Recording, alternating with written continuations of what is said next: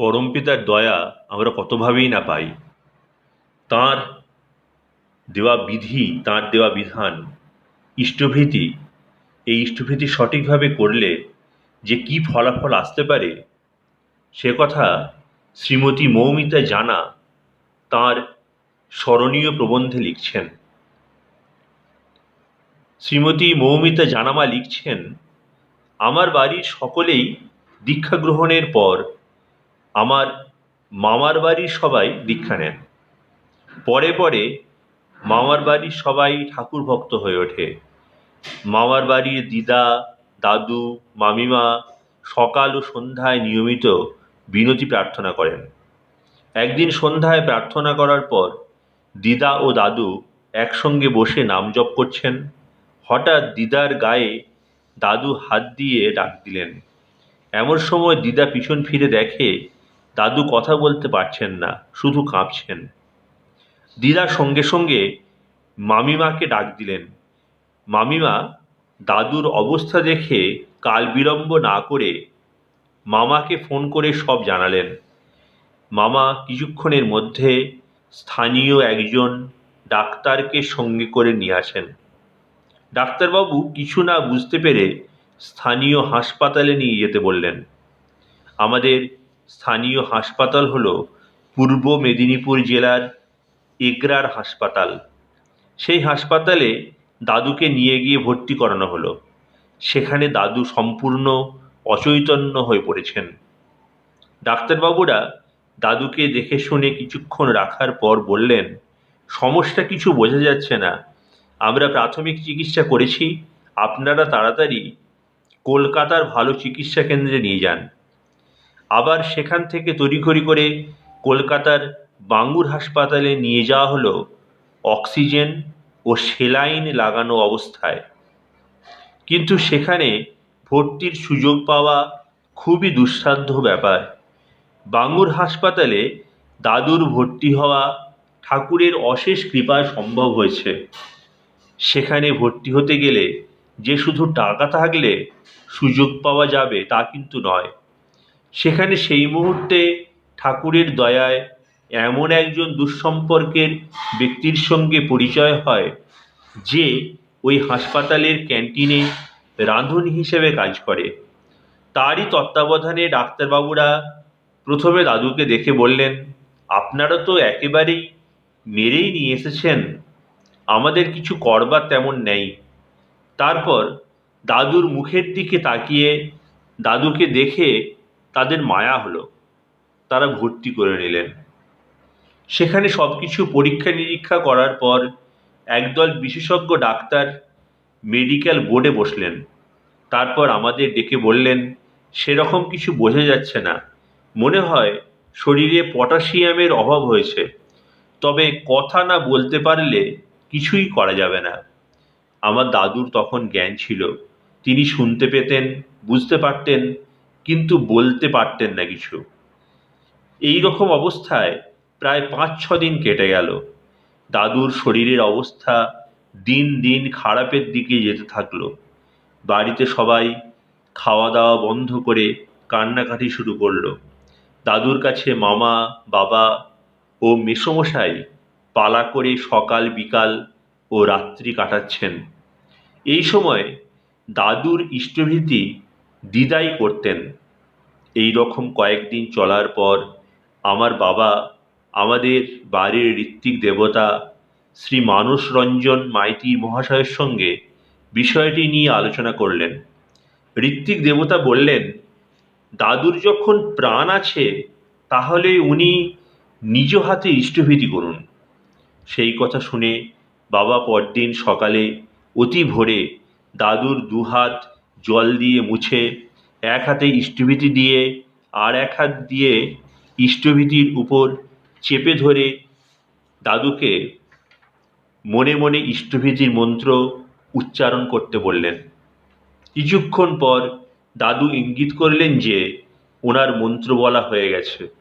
বাবা দাদুর হাত থেকে ইষ্টভীতি নিয়ে ভালো করে গুছিয়ে রাখলেন। ঠিক দ্বিতীয় দিনের দিন বাবা দাদুকে দিয়ে ইষ্টভীতি করিয়ে দাদুর পাশের খাটে তন্দ্রাচ্ছন্ন হয়ে শুয়ে পড়েন। কিছুক্ষণ পরে পাশাপাশি রোগীরা চিৎকার করে বাবাকে ডেকে বললেন, আপনার রোগীর কি হয়েছে দেখুন। বাবা ধরফর করে উঠে দেখলেন দাদু সেলাইন ও অক্সিজেন লাগানো অবস্থায় বিছানা থেকে নেমে দাঁড়িয়ে আছেন। বাবা দেখে অবাক হলেন। কিংকর্তব্য বিমূঢ় হয়ে জিজ্ঞেস করলেন, কিছু অসুবিধে হয়েছে? দাদু বললেন, আমি বাথরুমে যাব। বাবা বললেন, আমি এখানে ইউরিনাল এনে দিচ্ছি, এখানে বাথরুম করুন। দাদু বললেন, না, আমি বাথরুমেই যাব। বাবা দাদুর হাত ধরলেন বটে, কিন্তু দাদু সুস্থ লোকের মতো বাথরুমে গেলেন এবং বাবা বললেন, বাথরুমের দরজা বন্ধ করতে হবে না, আমি অন্যদিকে থাকছি। বাবা তখন ঠাকুরের ওই বাণী মনে মনে করছেন, যতই আসুক আপদ বিপদ, যেমনই হোক প্রাণ, ইষ্টভীতি আনেই আনে সবার পরিত্রাণ। কিছুক্ষণ পরে দাদু বাথরুম থেকে বেরিয়ে এলেন। বাবা দাদুকে ধরে ধরে বিছানায় নিয়ে আসলেন। আগের মতো দাদু বিছানায় শুয়ে পড়লেন না, কিছুক্ষণ বিছানায় বসলেন এবং ভালো মানুষের মতো কথা বললেন। বাবা নার্সদের মাধ্যমে ডাক্তারবাবুর কাছে খবর পাঠালেন। সঙ্গে সঙ্গে একদল ডাক্তার এসে অবাক হলেন এবং বললেন, আমরা তো ভাবতেই পারিনি এরকম অবস্থায় আপনাকে দেখব। তারপর বাবা বাড়িতে ফোন করলেন। ফোন বেজে ওঠার সঙ্গে সঙ্গে সবার মধ্যে আতঙ্কের সৃষ্টি হলো। নিশ্চয় কোনো খারাপ খবর আমাদের জন্য অপেক্ষা করছে, কিন্তু তা নয়। বাবা জানালেন, দাদু ঠাকুরের দয়ায় ভালো হয়ে গেছেন। কেউই বিশ্বাস করতে পারলেন না। তারপর বাবা বিস্তারিতভাবে সব বললেন এবং ডাক্তারবাবু বলেছেন, আর ভয় নেই, সব ঠিক হয়ে যাবে। এর কয়েকদিন পরে ডাক্তারবাবুরা দাদুকে হাসপাতাল থেকে ছুটি করে দেন। দাদু সেই থেকে এখনো পর্যন্ত সুস্থভাবে হাঁটাচলা করছেন, আত্মীয় পরিজন সবার বাড়ি যাচ্ছেন। এইভাবে পরম দয়ালের দয়া দিনে দিনে উপলব্ধি করছি। এবার আমার নিজের জীবনের একটি ঘটনার বিবরণ দেব। সেই সালটা ছিল 2012। আমি তখন দ্বাদশ শ্রেণীতে পড়ি। উচ্চ মাধ্যমিক পরীক্ষা চলেছিল মার্চ মাসের শেষের দিক থেকে এপ্রিল মাসের গোড়ার দিক পর্যন্ত। সব পরীক্ষা শেষ হয়ে গিয়েছিল, শুধু একটা পরীক্ষা বাকি ছিল। সেই বিষয়টি ছিল কম্পিউটার সায়েন্স, যেটি আমার ফোর্থ সাবজেক্ট হওয়ায় আমি বিষয়টার ওপর অন্য বিষয়ের মতো তেমন একটা গুরুত্ব দিইনি। যেদিন পরীক্ষা ওই দিন সকালে দেখলাম আমার বাড়ির ছাদে একটি কাক ভীষণভাবে ডাকাডাকি করছে, যেন মনে হচ্ছে কি যেন বিপদের সংকেত জানাচ্ছে। এদিকে পরীক্ষার বিষয় ভালো করে পড়া হয়নি, তার জন্য দুশ্চিন্তা, তারপর আবার এই কাকের ডাক, সব মিলিয়ে যেন মনটা কেমন হয়ে গেল। আমি তখন থেকে ভালো করে ঠাকুরকে স্মরণ করতে থাকলাম। তারপর পরীক্ষা দিতে যাওয়ার জন্য প্রস্তুত হলাম।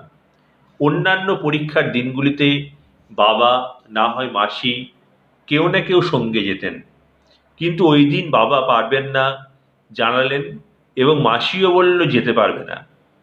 আমি যেন সব দিক থেকে চাপ অনুভব করলাম। আমি অন্যান্য দিনের মতো ঠাকুর প্রণাম করে এবং বাবা ও মাকে প্রণাম জানিয়ে তিনজন বান্ধবীর সঙ্গে গাড়িতে করে পরীক্ষা দিতে চললাম। আমার পরীক্ষার সেন্টার ছিল পূর্ব মেদিনীপুর জেলার হরিপুর স্কুলে। আমি যথারীতি পরীক্ষা সেন্টারে পৌঁছালাম। আমাদের গাড়িটি থেমেছিল স্কুলের গেটের ঠিক বিপরীত দিকে। আমি পরীক্ষার জন্য গাড়ি থেকে নেমে দুদিকে তাকানোর অবকাশ না রেখে রাস্তা পেরিয়ে স্কুলের গেটে পৌঁছাতে চেয়েছিলাম। হঠাৎ দেখলাম একটা মোটর বাইক আমার গায়ের কাছে এসে সজোরে ব্রেক কষল এবং মোটর বাইকের পিছনে বসা এক পরীক্ষার্থী উল্টে রাস্তায় পড়ল। আমি তা দেখে ভীষণ আতঙ্কিত হলাম, কারণ আর একটুর জন্য আমি বেঁচে গেলাম। এবং মনে খুব কষ্ট পেলাম এই জন্য যে আর একটা ছেলে উল্টে রাস্তায় পড়লো আমাকে বাঁচানোর জন্য। আমার রোল নাম্বার ছিল 0060। আমি যখন উঠে গিয়ে দেখি আমার স্কুলের বন্ধুরা ঠিক জায়গায় বসেছে, কিন্তু আমার যেখানে সিট হওয়ার কথা সেখানে লেখা আছে 006। আমি এই দেখে ধন্দে পড়ে যাই এবং নিশ্চিত হয়ে ওই সিটে বসতে পারছি না। আমি পাশের এক বান্ধবীকে বললাম, চল না নিচে অফিসে গিয়ে জিজ্ঞাসা করে আসি যে এই রোল নাম্বারটা ভুল নাকি ঠিক লেখা আছে। কিন্তু সে সময় নষ্ট হবে ভেবে যেতে রাজি হলো না। সবাই পড়াশুনো করছে, আমি পড়তে পারছি না। এই চিন্তাতে আমার মাথা আরো দুর্বল হয়ে পড়ল। আমি অফিসে আসার জন্য 3 তলা থেকে সিঁড়িতে নামছি, 2টো স্টেপ নেমেছি, পায়ের সঙ্গে পা লেগে শাড়ি জড়িয়ে আমি পড়ে যাচ্ছি। এবং সেই সময় স্কুলের বারান্দায় দাঁড়িয়ে থাকা সমস্ত ছেলেমেয়েরা আমার দিকে তাকিয়ে চিৎকার করছে, হায় পড়ে যাচ্ছে পড়ে যাচ্ছে। হ্যাঁ, আমিও বুঝতে পেরেছিলাম যে আমি শরীরের ব্যালেন্স হারিয়ে পড়ে যাচ্ছি। তারপর হঠাৎ প্রত্যক্ষ করলাম সিঁড়ির নিচের দিকের দেওয়ালটি যেন আমার দিকে এগিয়ে আসলো, আর তার উপর ভর করে আমি সোজা হয়ে দাঁড়িয়ে পড়লাম। আমি কিন্তু পড়লাম না। আমি ভালো করে লক্ষ্য করলাম সিঁড়ির নিচের দিকের দেওয়াল আমার থেকে অনেক দূরে, যা ওই মুহূর্তে ধরা আমার পক্ষে সম্ভব ছিল না। সেই কথা ভাবলে এখনো আমার সারা শরীর শিউরে ওঠে, বলে তাহলে কে ওই আমার কাছে দেওয়াল হয়ে দাঁড়িয়েছিল। তারপর আমি অফিস থেকে আমার রোল নাম্বার জেনে নিশ্চিত হয়ে বসে পরীক্ষা দিলাম। আমার গা হাত পা কাঁপতে থাকলো, যেন কিছু লিখতে পারছি না। সারাক্ষণ নাম করতে করতে পরীক্ষা দিয়ে বাড়ি ফিরলাম। বাড়িতে সবার কাছে সব ঘটনা খুলে বললাম। পরীক্ষায় ভালোভাবে পাশও করলাম। আমাকে ঠাকুর সব দিক থেকে রক্ষা করে চলেছেন। পরম দয়ালের অশেষ কৃপায় সুস্থভাবে আমি জীবনযাপন করছি। জয় গুরু।